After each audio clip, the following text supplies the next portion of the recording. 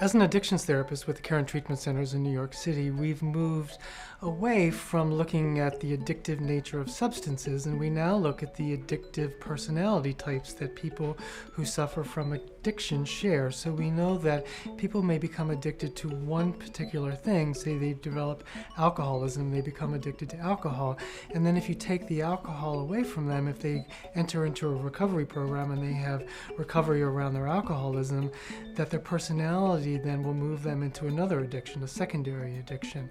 So it's really looking at the personality and figuring out that personality and figuring out how to create a holistic recovery program for that person that addresses their addictive personality. So the solution there is not so much in the substance. The focus isn't on the addictive nature of the substance, but it becomes on the addictive nature of the person's personality.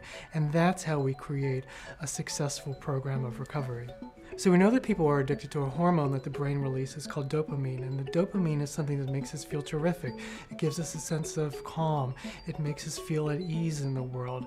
And so people then become addicted to that, and they attach that release, the release of the dopamine, to either an addictive behavior or an addictive substance. So there's a very strong connection between addictions and what's happening in our brain. And as we move forward in the field of addictions, we're beginning to focus much more attention into the mechanics of the brain and what's happening in our brains than focusing on the nature of the substances that people are using in order to get that feeling, in order to get that euphoric high.